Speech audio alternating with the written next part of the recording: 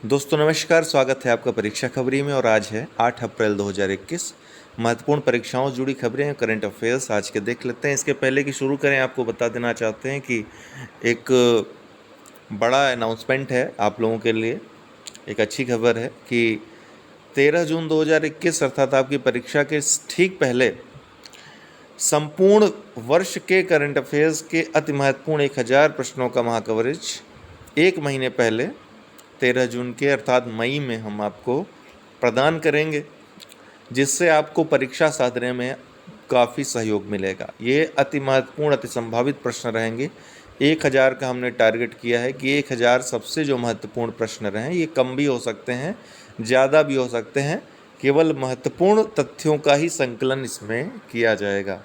तो 1 या 2 अंकों में, अगर 1 अंक में आ जाएगा, 1000 से कम रहेंगे तो 1 अंक में आ जाएगा, 1000 से अधिक रहेंगे दूसरे अंक में उसको कर देंगे, अर्थात थोड़ा बांट देंगे, 50-50 कर देंगे या 60-40 कर देंगे, है ना। कोशिश करेंगे कि, और जहाँ तक मुझको लगता है कि अति संभावित अगर प्रश्नों को निकालेंगे तो 1000 से कम में ही आ जाएंगे, तो 1 ही अंक में आपको मिल जाएगा।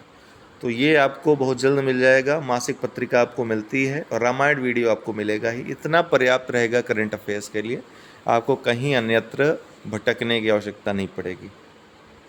एक बात और आपको बताना चाहता हूँ कि आज से एक और आप लोगों के इनिशिएटिव शुरू हो रहा है। वो ये है कि 10 मिनट में 10 खबरें, और वो भी करंट अफेयर्स जो सबसे ज़्यादा महत्वपूर्ण, सबसे ज़्यादा संभावित होंगी, आज से शुरू होंगी 8:30 बजे। ये सुबह जो परीक्षा खबरी का न्यूज आप देखते ही हैं, डेली के करंट अफेयर्स रहते हैं। इसके अलावा जो मैं आपको बता रहा हूँ, 10 अति महत्वपूर्ण प्रश्न 10 मिनट में या 10 मिनट से कम समय में ही शाम 8:30 बजे आपको परीक्षा खबरी एक्सप्रेस के नाम से मिलेगी। तो शाम 8:30 बजे आप ये वीडियो भी देखिए ज़रूर।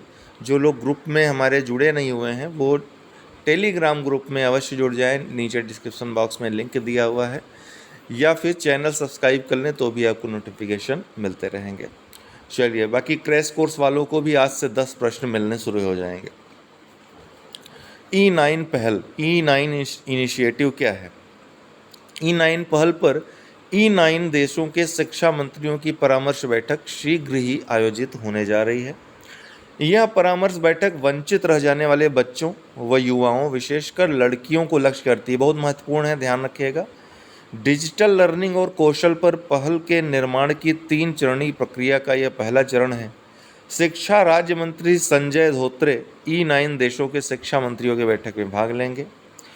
थीम क्या रहेगी? E9 initiative scaling up digital learning to accelerate progress towards sustainable development goal 4, ये थीम रहेगी। थीम बहुत महत्वपूर्ण है, ध्यान रखिएगा। E9 इनिशिएटिव, इतना ही पूछेगा एग्जाम में, इतना बड़ा नहीं पूछेगा। तो E9 इनिशिएटिव ये थीम है। अब ये E9 है क्या? E9 पहल क्या है दोस्तों? तो इस पहल का प्रमुख उद्देश्य 2020 में आयोजित वैश्विक शिक्षा सम्मेलन की 3 प्राथमिकताओं, पहला शिक्षकों को सहयोग, दूसरा कौशल में निवेश और तीसरा डिजिटल विभाजन को कम करना में तेजी से बदलाव करके शिक्षा प्रणाली में बदलाव के माध्यम से सतत विकास लक्ष्य 4, जो कि शिक्षा से संबंधित है, एजेंडा को आगे बढ़ाना और सुधार में तेजी लाना है। इसमें प्रतिभागी कौन है, ये सबसे ज़्यादा महत्वपूर्ण है। संयुक्त राष्ट्र के नेतृत्व वाली इस पहल के तहत सबसे महत्वपूर्ण बात ये आपको मिल गई कि संयुक्त राष्ट्र के नेतृत्व वाली ये पहल है, संयुक्त राष्ट्र की पहल है एक प्रकार से। E9 देशों में बांग्लादेश, ब्राज़ील, चाइना, मिस्र, भारत, इंडोनेशिया, मैक्सिको, नाइजीरिया और पाकिस्तान, ये देश शामिल हैं। तो इन 9 कंट्रीज़ को आप ध्यान रखिएगा। E9 देशों के मध्य स्थापित भागीदारी पर निर्मित यह पहल इन 9 देशों को इस वैश्विक पहल से लाभान्वित होने और सतत विकास लक्ष्य 4, गुणवत्तापूर्ण शिक्षा को हासिल करने की दिशा में डिजिटल शिक्षा और कौशल विकास संबंधी प्रगति में तेजी लाने का अवसर प्रदान करती है। 2020 ग्लोबल एजुकेशन मीटिंग यूनेस्को द्वारा आयोजित की गई, ध्यान रखिएगा। 2020 ग्लोबल एजुकेशन मीटिंग किसके द्वारा आयोजित की गई थी? यूनेस्को के द्वारा। तो ये वैश्विक शिक्षा सम्मेलन जो ग्लोबल एजुकेशन मीटिंग है, यूनेस्को के द्वारा 2020 में आयोजित की गई थी, जहाँ पे E9 पहल की शुरुआत की गई थी। E9 इनिशिएटिव दोस्तों, E9 9 देशों का एक मंच है। इसे यूनेस्को की पहल सभी के लिए शिक्षा के लक्ष्यों को प्राप्त करने के लिए बनाया गया था। E9 में ई का अर्थ एजुकेशन और 9 सदस्य देशों का प्रतिनिधित्व करता है। ये भी पूछ सकता है E9 में ई क्या है, तो एजुकेशन है, शिक्षा। आपको ये याद रखना चाहिए कि 17 जो लक्ष्य हैं, SDG गोल्स हैं, उन 17 लक्ष्यों में को किस नंबर पे कौन सा लक्ष्य है, तो चौथे नंबर पे शिक्षा है। E9 समावेशी शिक्षा को लक्ष्य बनाया गया है। E9 पहल के सदस्य देश ब्राज़ील, बांग्लादेश, चीन, मिस्र, इंडोनेशिया, भारत, पाकिस्तान, मैक्सिको और नाइजीरिया हैं। E9 पहल को नई दिल्ली में EFA शिखर सम्मेलन में लॉन्च किया गया था। EFA समिट मतलब एजुकेशन फॉर ऑल समिट, सभी के लिए शिक्षा। यह क्या है? सभी के लिए शिक्षा, एजुकेशन फॉर ऑल, EFA। तो यह यूनेस्को के नेतृत्व में एक वैश्विक आंदोलन है। इसका उद्देश्य, ये सब बहुत महत्वपूर्ण है आपकी परीक्षा, प्रीलिम्स हो, मुख्य परीक्षा, दोनों के लिए। यूनेस्को के नेतृत्व में एक वैश्विक आंदोलन है। इसका उद्देश्य युवाओं, बच्चों और वयस्कों की सीखने की ज़रूरतों को पूरा करना है। इस पहल को अप्रैल 2000 में डॉर्कर फ्रेमवर्क द्वारा अपनाया गया था। ला पेरास सैन्याभ्यास, LA पेरास, ये क्या है? ला पेरास सैन्याभ्यास, यह एक बहुपक्षीय समुद्री सैन्याभ्यास है। आपको ये फ्रेंच भाषा भी लग रही होगी, समझ में आ रही होगी, तो जिसे इसलिए फ्रांस तो शामिल ही होगा, जिसे इस वर्ष पूर्वी हिंद महासागर क्षेत्र में आयोजित किया जा रहा है। इसका नेतृत्व फ्रांसीसी नौसेना द्वारा किया जाता है। भारत भी इस सैन्य अभ्यास में भाग ले रहा है। आपको पता है एक प्रसिद्ध द्वीप रीयूनियन द्वीप, जो फ्रांस के ही कब्जे का द्वीप है, ठीक है, इसलिए पूर्वी हिंद महासागर में भी फ्रांस का एक क्षेत्र उसके हिस्से में भी आता है। फोर्ब्स टॉप 10 अरबपतियों की सूची अभी हाल ही में जारी हुई है। फोर्ब्स की सूची में भारत के 10 सबसे अमीर अरबपतियों की सूची में मुकेश अंबानी टॉप पर है। नेटवर्थ इनका 5 बिलियन अमेरिकी डॉलर लगभग है, ध्यान रखिएगा, और दुनिया के 10वें सबसे धनी व्यक्ति हैं। बीच में 5वें हो गए थे, आपको पता होगा। गौतम अदानी नेटवर्थ इनका 5 बिलियन अमेरिकी डॉलर इनका भी लगभग है। शिव नादर का भी नेटवर्थ लगभग 5 बिलियन अमेरिकी डॉलर है। फोर्ब्स की विश्व की सबसे अमीर वर्ल्ड अरबपतियों की सूची में जेफ बेजोस जो हैं वो पहले नंबर पे है। इनका नेटवर्थ है 177 बिलियन अमेरिकी डॉलर। एलान मस्क इसके बाद आते हैं, इनका नेटवर्थ 151 बिलियन अमेरिकी डॉलर है। और बर्नाल्ड अर्नॉल्ट नेटवर्थ इनका 150 बिलियन अमेरिकी डॉलर है लगभग। केंद्र सरकार ने हाल ही में आर्थिक मामलों के नए सचिव के रूप में किसे नियुक्त किया है? तो अजय सेठ को आर्थिक मामलों का नया सचिव बनाया गया है। तरुण बजाज के स्थान पर इनको ये जिम्मेदारी सौंपी गई, ध्यान रखिएगा। अब भारत के अगले मुख्य न्यायाधीश के रूप में ये 48वें मुख्य न्यायाधीश होंगे, ध्यान रखिएगा। निम्नलिखित में से किसे नियुक्त किया गया है? तो जस्टिस NV रमन्ना को। तो राष्ट्रपति रामनाथ कोविंद ने 6 अप्रैल 2021 को जस्टिस NV रमन्ना को भारत का 48वां मुख्य न्यायाधीश नियुक्त कर दिया।